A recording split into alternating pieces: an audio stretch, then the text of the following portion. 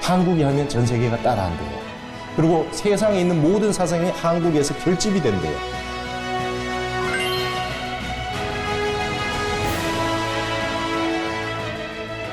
방향을 설정해 줄 수 있어야 제대로 된 앞으로의 불법이라 이 말입니다.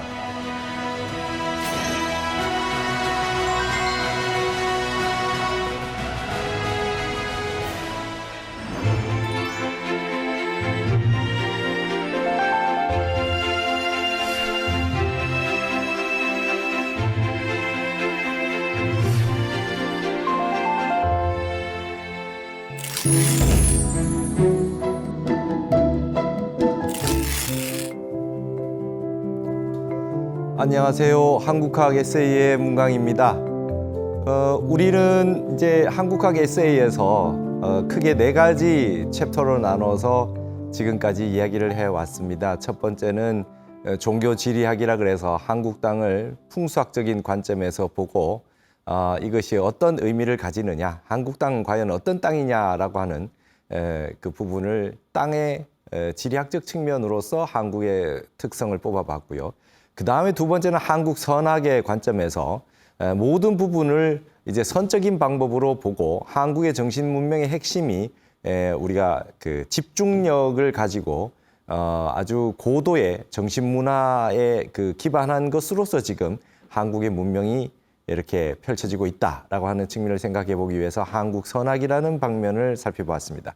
그리고 세 번째 방면으로 이러한 것들이 현대에 어떻게 한류라고 하는 형태로 나타났느냐를 알기 위해서 그 근원에서부터 현대까지 이루어지는 부분까지 쭉 살펴본 것이 한류학입니다. 그래서 우리 한국의 전통적인 우리 그 종교와 사상, 철학, 그다음에 문화의 관점, 미학의 관점에서 있었던 우리의 전통적인 문화재와 역사가 담고 있는 부분들을 한번 살펴보고 그것이 현대의 한류라고 하는 문화 속에서 우리가 어떻게 펼쳐지고 발현되어 왔느냐, 그 사이에 연관성이 어떻게 있느냐를 살펴보았던 것이 한류학이고요. 마지막으로 회통학이라고 해서 우리의 정신은 단순하게 하나의 어떤 사상 종교에 치우쳐져 있는 것이 아니라 모든 사상 종교를 함께 품고 있고 그것이 회통되어 있고 우리나라에서 결론을 맺고 새롭게 그 결론을 가지고 새로운 것을 창조해냈다. 창의성으로 하여튼 멋지게 새롭게 만들어낸 부분이 있다를 설명하기 위해서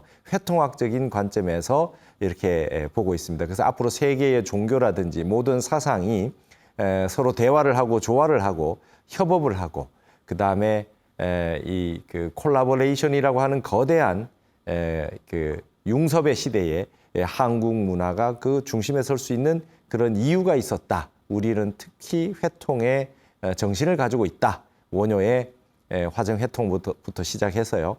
그런 부분의 상황을 지금 우리가 회통학의 관점에서 보고 있는데 오늘은 무엇을 보려고 하느냐면 한국에만 있는 특별한 비석이 있습니다. 계룡산 국사봉, 향적산이라고 하죠. 국사봉에 이 비석이 2개가 있는데요. 이 비석 2개의 비석에 이제 글자가 새겨져 있는데 이것을 제대로 해석해서 알기가 어렵습니다. 제대로 해석된 거를 저는 문헌도 본 적도 없고 연구 결과, 논문 이런 것이 거의 없어요. 그래서 저는 이것을 최초로 계룡산 정상에서 봤을 때 이렇게 오른쪽 우백호 자락에 있는 국사봉, 이 그 향적산 정상에 예전에 신도안을 세워가지고 거기에 그 수도를 천도를 하겠다고 했던 무학대사와 이 이성계 태조 이성계를 모시고 무학대사가 올라갔던 바로 그 국사봉 향적산에 지금 새겨져 있는 모셔져 있는 이 2 비석 천지 창운비와 오행비라고 하는 이 2 비석이 어떤 의미를 가지고 있고 이 내용이 무엇인가에 대해서 2회에 걸쳐서 좀 자세하게 살펴보는 시간을 가져보려고 합니다. 자, 여러분 지금 보고 계시는 비석이 바로 계룡산 국사봉 정상에 있는 이 2가지 비석입니다.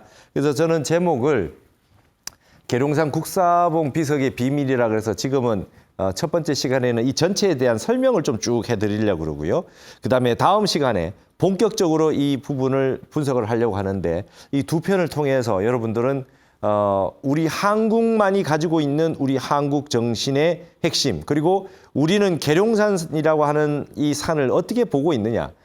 계룡산 사상, 그 다음에 한국의 역사와 문화가 모두 총 결집되어 있는 이 비석에 나타나 있는 이 사상은 과연 어떤 것인가라고 하는 걸 한번 살펴보시겠습니다. 그래서 20세기 최고의 유불회통의 결정체다 이렇게 얘기했는데, 여기 보시면 남두, 육성, 모일취 이렇게 되는데, 이 큰 비석이 천지창운비고 요 작은 비석이 오행비입니다. 그리고 여기에 있는 것은 거의 뭐 불교와 유교, 그 다음에 우리 이 천문학이나 동양의 천문학, 유불선 모든 이 사상이 결집이 되어 있는데, 여기에 제가 이제 뭐 먼저 좀 말씀을 드리자면 주역과, 그 다음에 김일부 선생의 정역, 그 다음에 여기에 이제 불교의 내용, 그 다음에 오행, 그 다음에 그 오행이 들어가면은 당연히 금목수와 토와 방위와 이런 부분이 다 있으니까 동양 천문학과 도교적 내용 이런 것까지 다 담고 있겠다라고 하는 것이죠. 그래서 이 비석은 굉장히 중요한 상징을 가지고 있고, 우리 한국인의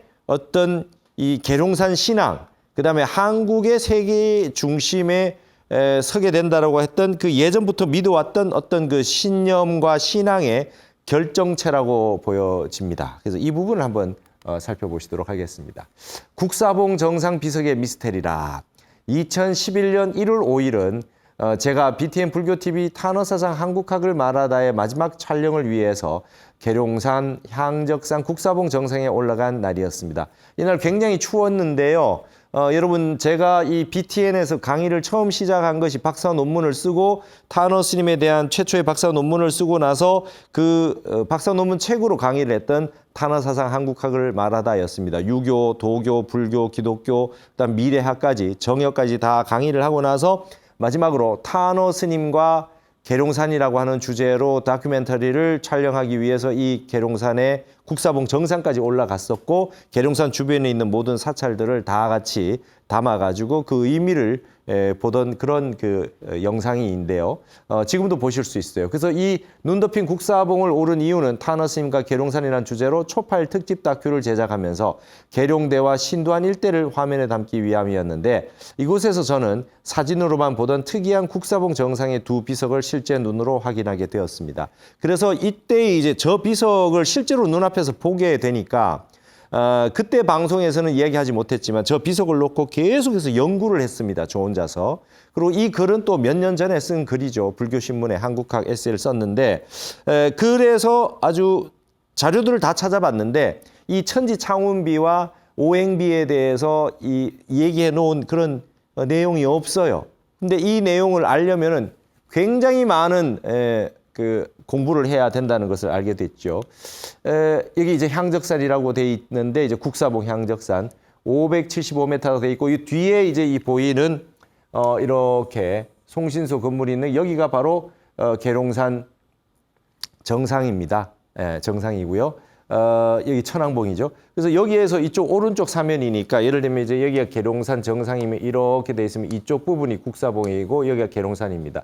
그래서 이 안에가 이제 그 지금 계룡대가 있고, 그죠? 삼군 사령부 계룡대, 옛날에 신도안이라고 하는 부분입니다. 그래서 여기에서 이렇게 바라볼 수가 있고 그렇게 돼 있죠. 그래서 여기 이 부분이 지금 이 부분에 이제 이 국사봉이라고 하는 부분, 나라의 일을 맡았다라고 하는 국사이기도 하고 스승사자를 써서 국사이기도 할 수도 있겠습니다.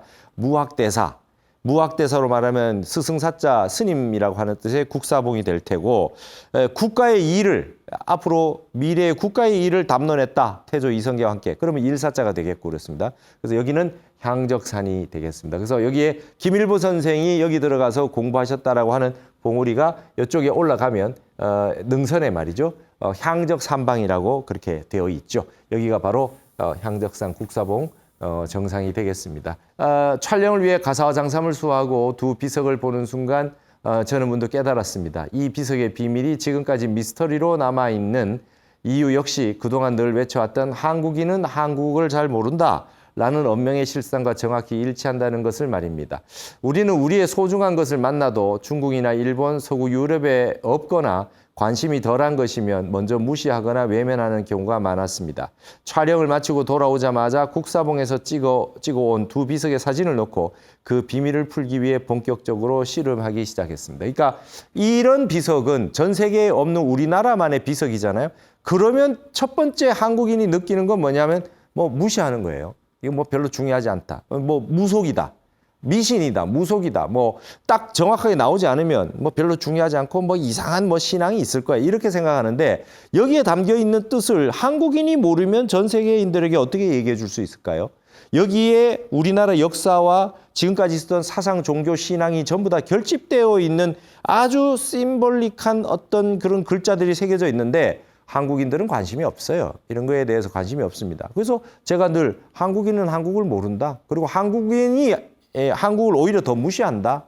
외국이 지금 한국의 것들을 보기 위해서 엄청나게 사람들이 찾아오고 뭐 이 한복을 입고 이 종로를 활보를 하고 궁궐을 왔다 갔다 하고 우리 문헌을 보기 위해서 그다음에 우리 박물관에 와서 굿즈를 사기 위해서 그렇게 많이 오지만 왜 이러는 거지? 뭐 기분이 좋다 정도이지 실제로 우리나라는 우리나라에 대해서 정확하게 분석을 하고 정확한 평가를 아직까지 못하고 있는 거 아닌가 이런 생각이 듭니다. 그 중에 한 개가 바로 이 국사봉 정상의 비석입니다. 이게 천지창운비가 있고 오행비가 있거든요. 정상에 이런 비석을 해놨다는 거는 그냥 한 게 아니지 않겠습니까? 다른 데 가면 어디 정상 이런 비석만 있는데 여기 이런 어떤 굉장히 심오한 어떤 그 내용을 담아가지고 이렇게 해놨다면 누가 한 것이며 언제 한 것이며 이거 내용이 무엇이며 이런 걸 알아야 될 텐데 지금까지도 이 얘기를 하고 있지 않다. 그래서 저는 이것을 학술적인 논문으로 쓰기보다는 이렇게 BTN 방송같이 불교 신문의 이 신문처럼 많은 사람들이 볼 수 있는 데에 언급하는 게 더 중요하다고 생각합니다. 이제는 뭐 학술적인 것도 중요하지만 학자들만의 강단에 있는 학자들만 교수들만의 리그가 돼서는 안 되겠다. 이걸 보다 빨리 많은 사람들에게 알리고 더 깊이 연구하게 만들기 위해서는 이런 언론 매체와 방송 어떤 이런 그 영상이 더 효과적이라고 생각을 했고 이런 글을 쓰고 저는 책 제목을 한국학 에세이다 이렇게 붙여서 이렇게 제가 소개를 많이 해야 되겠다는 생각을 하게 된 거죠. 왜냐하면 한류라고 하는 거는 급격하게 정말 하루가 다르게 전 세계에 알려지고 있는데 학술이라고 하는 거는 굉장히 더디고 느리고 보편화되기에는 굉장히 시간이 오래 걸립니다. 몇십 년 걸려도 그 논문이 있는지도 없는지도 모르니까요. 그래서 제가 이렇게 책을 쓰고 방송을 하게 되었던 것입니다. 두 비석의 이름은 큰 것은 천지창운비이며 작은 것은 오행비이다. 이 비석의 유래에 대해서는 이견들이 있어 세운 연대를 정확히 확정하기는 어려우나 분명한 것은 일제강점기에서 한국전쟁 사이에 건립된 것임은 틀림없다는 것입니다. 그러니까 여러분 거의 20세기 작품이에요. 이 비석은요. 두 비석에 새겨진 글자들은 얼핏 보아도 불교, 유교의 역학, 동양의 천문학, 오행 등과 연관된 것들이어서 유불선을 두루 회통한 박남지사가 아니면 좀처럼 해석하기가 쉽지 않아 보인다. 여기에서 도교 얘기는 안 했지만 유불선 했을 때 이 선이 신선선자 이 도교를 말하는 겁니다.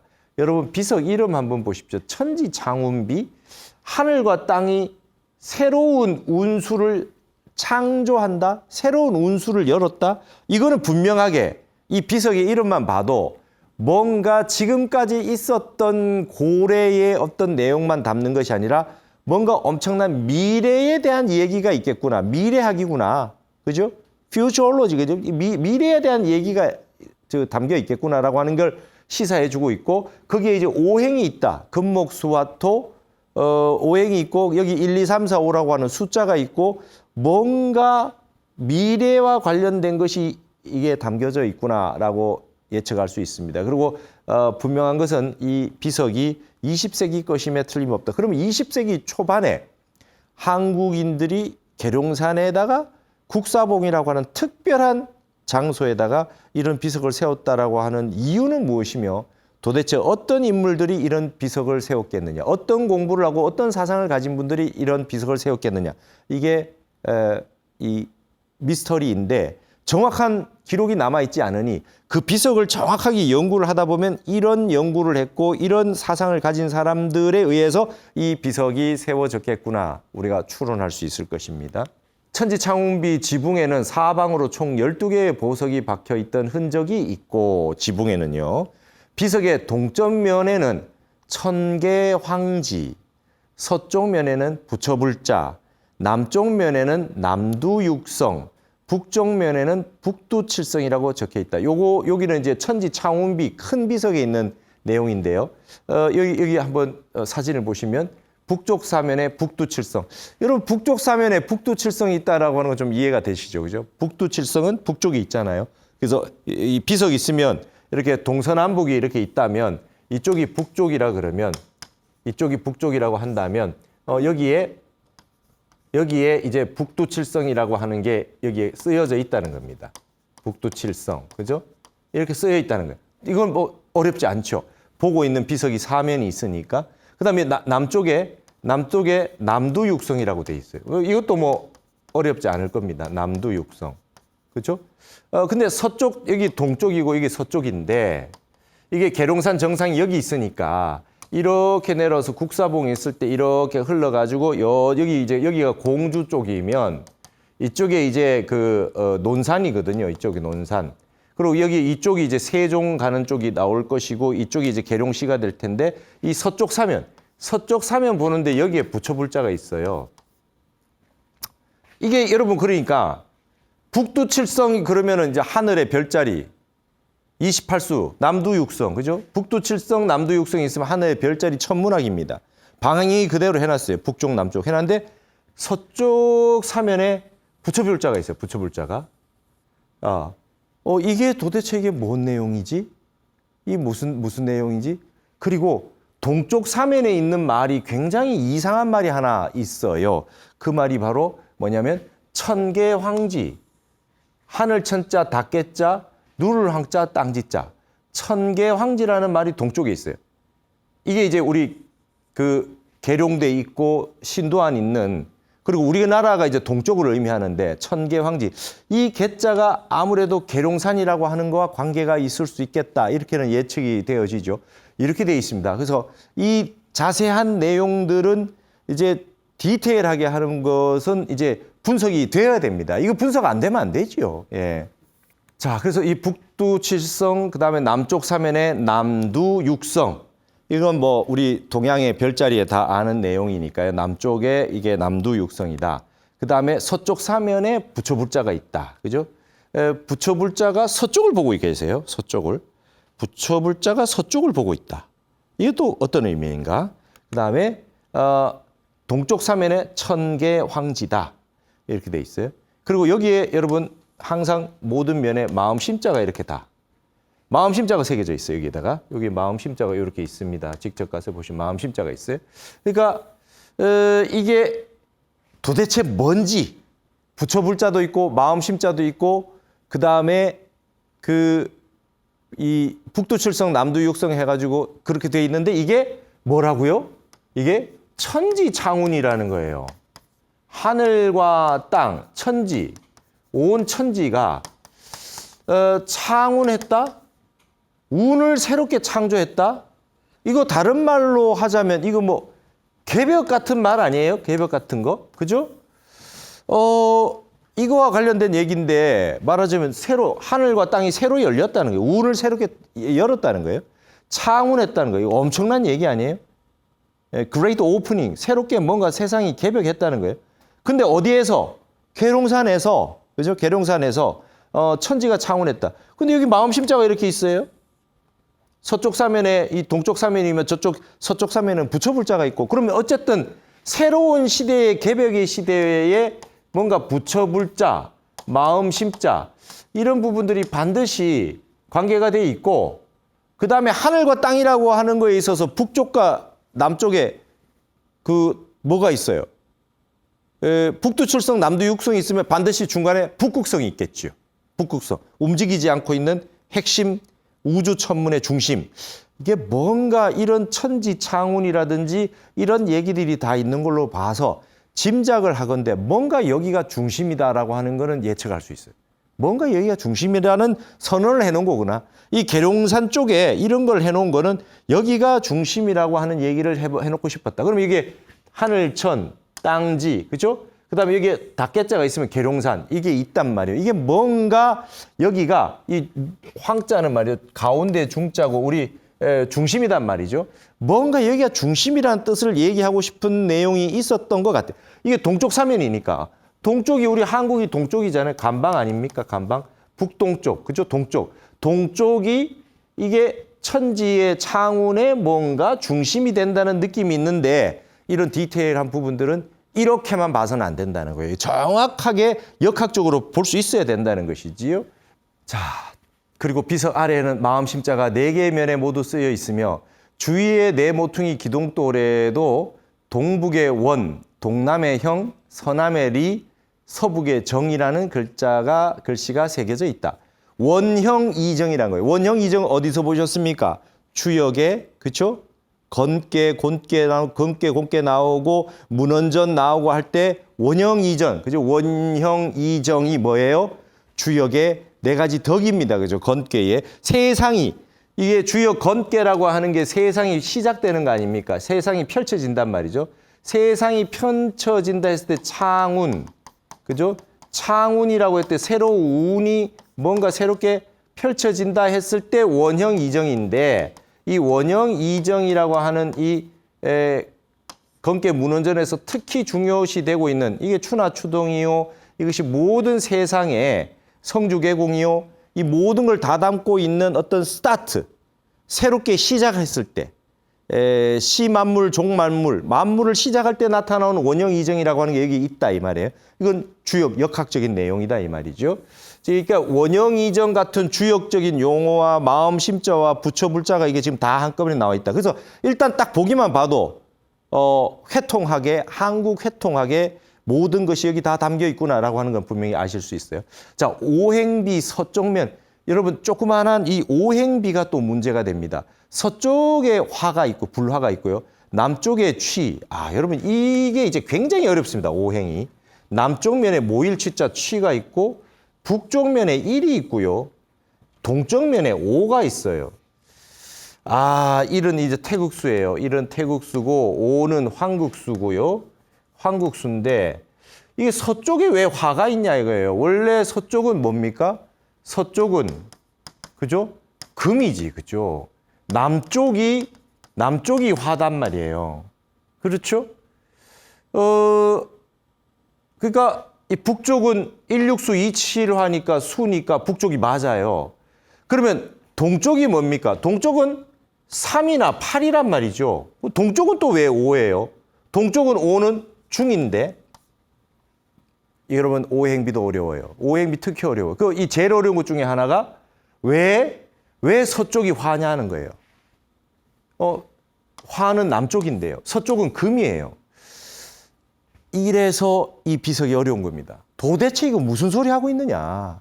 이게 뭔 말이냐. 이거 지금 비석 잘못된 거 아니냐. 아무도 해석을 하지 않고 그냥 내버려 두고 있어요. 연구도 안 하고. 연구도 어렵고.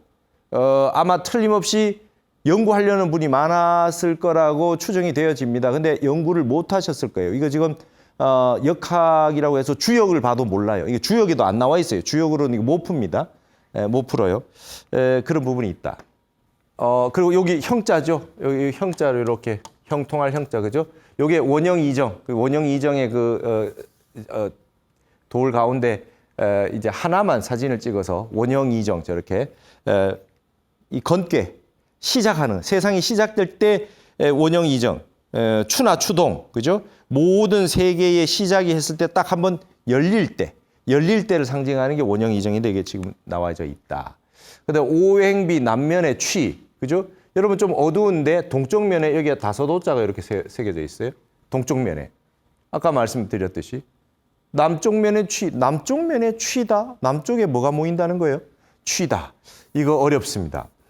이거 아마 해석하기 어려울 겁니다. 그 다음에 북쪽 면에 여기 그죠? 여기 1, 여기 북쪽 면이 1이고 이게 서쪽 면이에요. 서쪽 면에 이게 불화가 있잖아요. 이 불화가 서쪽 면에 화, 오행비 북쪽 면에 하나 일자. 일은 북쪽이라고 할 수 있어요. 수니까 북. 이거는 맞아요. 북두칠성하고 일하고 북쪽은 알겠는데 서쪽에다가 부처불자하고 이 불화가 있다. 이게 뭐냐? 이걸 알아내는 게 이 청지 창운비하고 오행비하고가 이게 굉장히 서로 주고받으면서 여기에서 굉장히 많은 사상을 같이 봐야 됩니다. 같이 봐야 된단 말이죠. 이게 이제 굉장히 중요한 내용이 될 거다 이 말이죠. 자, 그래서 이 분석을 제대로 하려면 계속 이것만 분석을 해야 되니까 요 비석의 사면에 있는 이 두 비석의 내면을 가지고 있는 부분은 정확하게 다음 시간에 제가 자세하게 해석을 해드리겠는데 그 이전에 이 비석과 관련되어 있는 기본적으로 우리 알아야 될 내용들이 있단 말이죠. 그거를 좀 해석을 해보겠습니다. 참으로 해석하기 어려운 난해한 비석이라 하겠다. 더군다나 온갖 비밀을 함장하고 있다는 계룡산에 특히 무학대사가 태조 이성계와 함께 신도안을 조선의 수도로 결정하기 위해 올랐다는 국사봉 정상에 이런 비석이 떡하니 버티고 있다는 것은 한국 국민이 반드시 풀어야 할 것만 같은 한 소식이 이 비석들에 담겨 있을 것으로 짐작하게 된다. 그리고 이거는 미래에 대한 얘기잖아요. 이거 알아내야 된다는 것이죠. 한국인과 세계인에게 던진 거대한 화두이자 비밀 암호다. 결론부터 말하자면 이 두 비석은 조선 말과 일제강점기 해방과 근대를 거치면서 형성된 다양한 민족 종교와 신흥 종교가 전통적인 불교와 유교와 만나면서 새롭게 형성된 모종의 사상과 관념을 드러낸 것으로 보인다. 조금 더 드라마틱하게 말해본다면 19세기에서 20세기를 맞이하며 터져나온 우리나라의 다양한 도인들이 현대 한국인과 전 인류에게 던진 거대한 화두이자 비밀스러운 암호 같은 것은 아니었을까? 계룡산이라는 거대한 미스터리요. 이 생각이 여기에 미치자 나는 이 비석들을 보다 정밀하게 연구하여 학술 논문으로 완성해보고 싶은 욕구가 일었다. 이를 위해 먼저 떠오른 아이디어의 일면을 대중에게 공개하고 집단 지성의 힘으로 이 미스터리를 함께 풀어가 보는 것도 괜찮겠다 생각되어 이 한국학 에세이의 글감으로 선택하게 된 것이다. 전문적인 책을 쓰고 학술 논문을 하기 이전에 먼저 대중들에게 공개해서 핵심만이라도 빨리 한번 그 연구한 결과를 공개해야 되겠다는 생각이 들었던 것입니다. 이게 이제 계룡산 국사봉 전망대, 여기에 등산을 해서 올라오면 여기 와서 전망을 이렇게 할 수 있고 여기에서 조금만 올라오면 바로 이 국사봉 정상에 이 두 비석이 있습니다. 여기서 전망을 쭉 볼 수 있는 형태가 되는 것이지요. 이제 정역에 주목할 때가 왔다. 여러분, 저는 이제 단도직입적으로 말한다면 이 비석들의 비밀은 일부 김항 선생의 정역을 연구해 보지 않으면 풀 수 없는 내용으로 가득하다. 정역을 알아야 된다는 거예요. 여러분, 정역은 주역 공부 다 한 분들도 정역을 이해할 수 없어요. 정역을 모르고는 이 비석을 절대로 이해할 수 없다는 겁니다. 이 비석이 위치하는 향적상 중턱에는 향적삼방이라고 하여 정역을 집필한 2인, 특별한 분이에요. 스페셜한 사람이에요. 스페셜 휴먼이에요. 김일부 선생의 수행차가 있다. 타너 스님과 정역을 함께 논하던 김일부의 재전 제자인 학산 이정호 선생은 서울대 국문학과에서 훈민정음을 연구하다가 정역을 만나 돌연 모든 직을 내려놓고 향적 삼방에 머물며 정역 연구에 일생을 바친 인물이다. 여기에 김일부 선생이 공부했던 향적 삼방이 있는데 서울대 국문과 출신의 훈민정음 연구하던 학산 이정호라고 하는 이 분이 정역에 딱 꽂히면서 모든 걸 내려놓고 계룡산 이 국사봉 향적산반 김일부 선생 계시던 곳에 여기 들어와가지고 정역 연구에 일평생을 바칩니다. 그래서 그 이후 그 선생은 충남대 철학과 교수가 되어 총장까지 역임하면서 정역학 연구의 학풍을 한가닥 계룡산 인근에 남겨두게 된다. 그래서 여기 나이를 보시면 1913년생이에요. 학산 이정호 선생이. 타너 스님이 1913년생입니다. 동갑이에요. 동갑. 이 두 분이 굉장히 많이 여러 번 만났고 대화도 많이 하셨습니다. 이분이 김일부 선생이고요. 정역을 쓰신 분이에요. 이분이 거기 향적삼방에서 이 정역을 강의를 하시고 여기가 정역이 나온 아주 중요한 그 계룡산이라는 것이죠. 이게 정역이라는 책이에요. 저는 이게 처음에는 correct change라고 했는데 아무래도 right change라고 하는 게 맞을 것 같아요. 옳고 그름의 문제가 아니라 write라고 하는 것이 영어 번역이 더 좋지 않느냐 이런 생각을 지금은 하고 있습니다. 이게 국제학술대에 발표했던 이 PPT인데요. 정역을 어떻게 정확하게 해석을 해서 이걸 영어로 어떻게 번역할 것인가 이제 그게 저의 과제이고 앞으로 이 시대의 과제인 것 같습니다. 수없이 많은 사람들이 연구자들이 각 분야의 전문가들이 함께 달라들어서 이거를 영역을 해야 됩니다. 전 세계에 알려야 될 거예요. 여기가 계룡산 향적산방인데 여기가 거북이 바위죠. 여기 김일부 선생이 수행했던 곳이고 아까 그 천지창운비와 오행비가 있는 곳으로 올라가려면 여기를 지나쳐서 올라가야 됩니다. 한 6부 7부 능선 정도의 이 향적산방이 이렇게 있습니다. 탄어와 학산이다. 탄어 스님이 주석했던 대전 학하리 자광사에 이정호 선생이 찾아오기도 했고 정역과 관련된 저서를 새로 집필하게 되면 스님에게 서문을 부탁하기도 하고 책을 보내주기도 했다.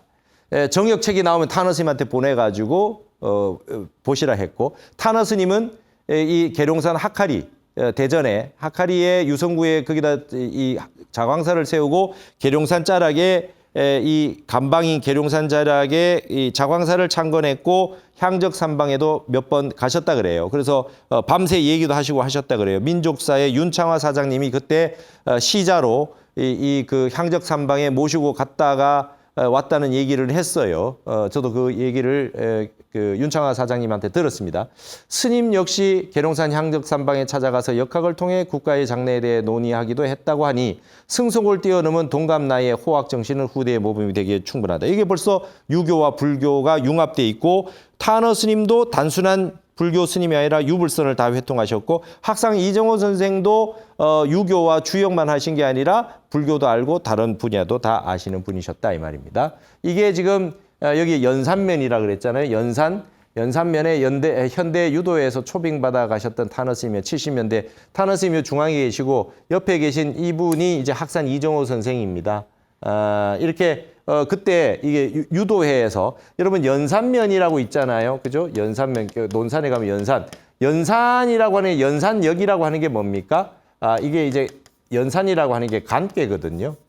간께입니다. 이게 간방을 뜻하는 간께인데 우리나라에 희한하게 계룡산의 자락에 논산에 연산면이 있어요. 그래서 여기 연산이라고 나와 있잖아요. 연산 현대 유도회 총회 기념으로 탄어 스님을 모셔가지고 했던 사진이 이렇게 남아 있다 이 말이죠. 여기에 탄어 스님과 학산 이정호 선생이 이렇게 나란히 앉아 있고 당시에 이렇게 다 남아 있습니다.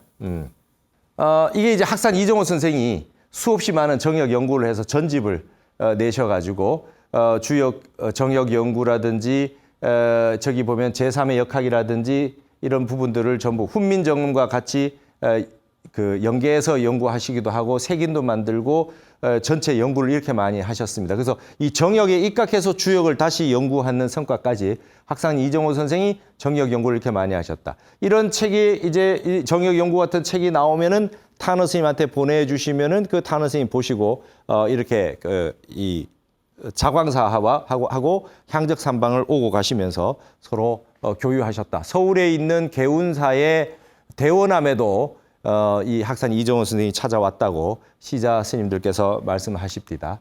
자, 정역 연구는 탄어학의 일부분이다. 여러분 제가 탄어학이라는 말을 처음으로 썼어요. 탄어 스님은 단순한 불교나 단순한 뭐 오대산 스님, 단순한 우리 한국의 스님이 아니라 정역이라든지 유교, 불교, 도교, 기독교, 세계 종교, 미래학 이런 부분까지 토탈해서 탄어학이라고 불렀습니다. 앞으로 미래에 대한 모든 연구를 하기 위해서는 탄어 스님의 이런 저술들을 봐야 되고 물론 불교의 화엄과 선을 중심으로 탄어 스님은 얘기했지만 이 부분들을 전체적으로 연구해야 지금 우리에게 남아있는 이런 많은 방대한 한국학 영역에 있는 미스터리들이 다 풀 수 있는 것들이 생겨난다. 우리가 지금 현대에 공부해야 될 것이 얼마나 많은지 모릅니다. 그리고 그냥 그 일방지사가 되어서는 안 돼요. 하나만 연구하는 사람이 되어서는 안 되고 두루 다 알아야 됩니다. 스님이 뭐 그런 거 하느냐? 스님이 다 해야 됩니다.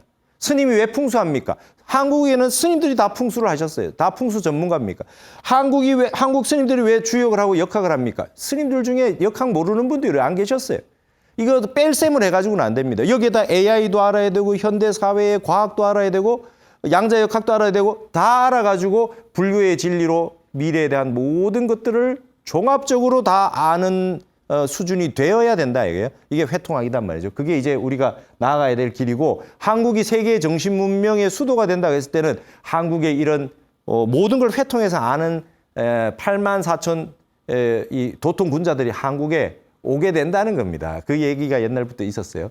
제가 처음 탄어 사상을 연구하여 박사 논문을 쓴다고 하니 스님의 미래학 분야인 미래 예지와 정역한 부분은 건드리지 않는 것이 좋겠다는 분들도 계셨다. 하지만 탄어 스님은 2달간 진행된 월정사의 동양학 화엄학 특강 때 늘 맨 마지막에 정역 8개 해설 강의를 해주셨다. 모든 강의의 마지막 라스트 피날레는 정역으로 마무리를 하셨다 그래요. 소설처럼 한번 들어두라라고 하셨던 강의 내용은 이제 탄학 연구의 한 중심 주제가 되었다. 스님께서는 소설처럼 들어두라 하셨지만 저는 이제 탄학 연구의 한 중요한 중심 주제로서 아주 공공연하게 얘기를 합니다. 앞으로 두고 보십시오. 10년, 20년 지나면 이 정역이라고 하는 이 텍스트를 가지고 그냥 팔짝팔짝 뛰어 날뛸 때가 온다고 봅니다. 이런 책이 있었나? 이런 부분이 앞으로 오리라고 봅니다. 탄어 사상 연구를 위해 저는 10년 이상 정역 연구를 독학으로 공부할 수밖에 없었다. 다행스럽게도 학산 이정호 선생의 저서들이 남아있어서 정역학 연구를 위한 필독서로 활용하였고 이 공부를 통해 탄어 스님의 깊은 학술 경지를 조금씩 체득해 나갈 수 있었다. 탄어 스님은 그 시대에 70년대까지 80년대 초반까지 하실 수 있는 말씀만 하셨어요. 말씀을 아꼈습니다. 청기누설을 다 하지 않고. 하지만 그 내용들과 스님께서 그 시대에 다 하지 못했던 말씀과 지금 현대에 나온 부분들을 저 같은 후학들은 더 연구를 발전을 시켜야 되고 또 저를 이어서 수없이 많은 한국인들과 전 세계의 한국학 연구자들이 나와서 이 탄어 스님과 학산 이정호 선생의 연구, 김일보 선생의 정역, 그다음 불교의 화엄과 선 이런 부분을 통해 가지고 천문학과 그다음에 앞으로 미래에 있는 모든 분야들까지 아주 그냥 총합적으로 연구를 해야 되는 시절이 앞으로 오리라고 봅니다. 어금종양에서 정음정양의 시대가 된 겁니다. 이 비석에 있는 사상, 남겨져 있는 사상을 알기 위해서 이걸 알아야 됩니다. 중국의 복희팔계, 문왕팔계에 이어 한국에서 처음으로 나온 제3의 역학인 정역. 정역이라는 텍스트가 나온 지 100년이 흐른 1984년 갑자년을 사람들은 흔히 하원갑자의 시작이라고 하고 곤도수, 이 도수라고 하는 건 각도인데 이제 하늘에서 어떤 기운이 벌어질 때 이제 각도에 따라서 나침반 각도처럼 각도에 따라서 스포트라이트가 비추는 곳들이 있다는 거죠. 이게 이제 이 곤도수, 건계에서 곤계로 바뀌면서 1984년부터 이 지구는 굉장히 음양이 바뀌게 됐다는 거예요. 그래서 주역의 시작은 건계에서 비롯되어 곤계로 이어지는데 이는 양을 숭상하고 음을 억누르는 상징을 띠고 있었다고 본다. 하지만 1984년부터 음양도치의 시대가 열려서 어금존양, 음은 누르고 양만 높이 존중하던 시대에서 정음정양, 음양이 제대로 정확하게 바로 자리 잡는다. 그러니까 음양이 평등해지는 시절이 오는 거죠. 그러기 위해서는 어금종양이 이제 시소가 이렇게 기울어져 있으면 뭡니까? 음양이 도취돼서 이쪽을 눌러줘야 이제 이 평등해지니까 음양이 도취되는 시기가 오겠죠. 그래서 여성학이라든지 여성 인권 신장의 운동 이런 부분들이 이제 80년대부터 본격적으로 이루어졌다. 그 전부터 있었다고 하더라도 곤도수가 시작되는 것은 84년 갑자년부터 시작이 되었다고 합니다. 하원갑자에서. 이 정음정양으로 거대한 변혁이 일어나서 음양의 평등과 남녀 평등의 시대가 열리기 시작했다고 역학의 대가들은 해석한다. 우리 이 두 비석 내용 가운데 이런 내용들이 다 담겨 있는데 이런 내용들을 선제로 알고 개론적으로 알아야 그 비석을 이해할 수 있다 이 말씀입니다.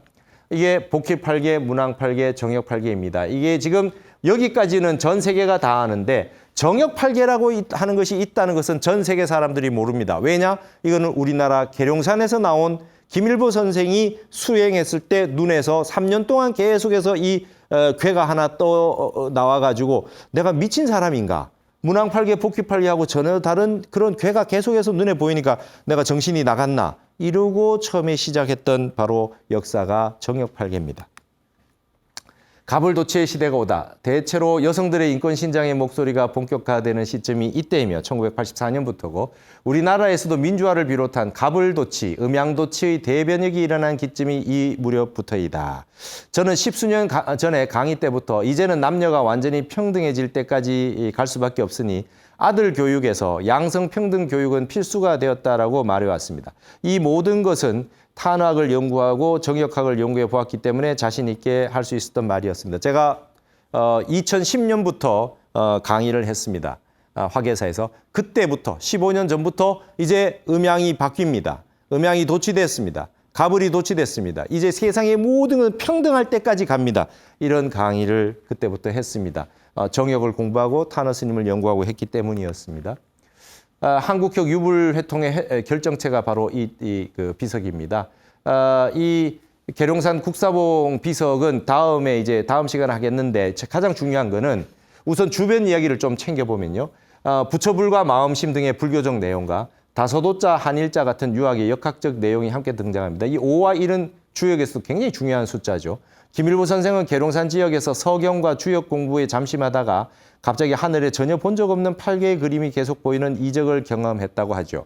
눈을 감아도 계속 보이던 이 궤도는 기존에는 전혀 볼 수 없었던 8개였는데 이러한 현상이 몇 년 지난 뒤에 비로소 그 의미를 발견하게 되어 5천자에 가까운 정역 한 권을 세상에 남기게 됩니다. 이게 이제 정역 8개고요. 이걸 이제 나중에 아시게 돼서 정역이라고 하는 책을 쓰게 됐는데 한문으로 되어 있는 시와 같은 굉장히 상징적으로 어려운 책인데 5천자 정도 되죠. 노자 도덕경 정도하고 비슷해요. 그래서 책의 분량으로 보면 노자 도덕경 정도밖에 되지 않은 작은 서적이지만 대부분 한시로 구성되어 있고 그 내용이 상수역학과 수지상수, 손가락으로 이렇게 수지상수하는 게 있어요. 천문학 등 난해한 내용으로 구성되어 있어서 좀처럼 읽기가 쉽지 않다. 다행히 탄어 스님의 정역 8개 해설과 이정호 선생의 저술들이 있어서 그걸 길잡이로 삼아 연구하다 보니 비로소 희미한 길들을 찾아 헤치고 나갈 용기가 생겼다. 이러한 과정을 통해 이 정역학이야말로 유교와 불교의 완전한 회통의 결정체임을 알게 되었다. 20세기 이후에 등장한 최고의 유불회통은 바로 정역학이라고 해야 할 것이다.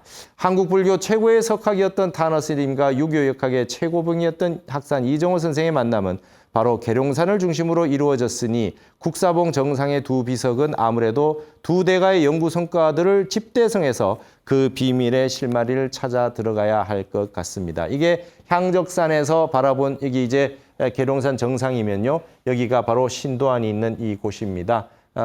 계룡대 신도안 여기 있는 데가 이제 제가 올라가서 높은 건물 하나도 없고요. 900만 평에 해당하는 저 넓은 땅이 역사적으로 위대한 저 앞으로 미래에 쓰여질 땅이 저렇게 비어 있습니다. 이 땅에서 우리가 천지창운, 새로운 시대의 운기가 새로 시작된다. 이런 얘기를 해놨죠. 여러분 어떻습니까?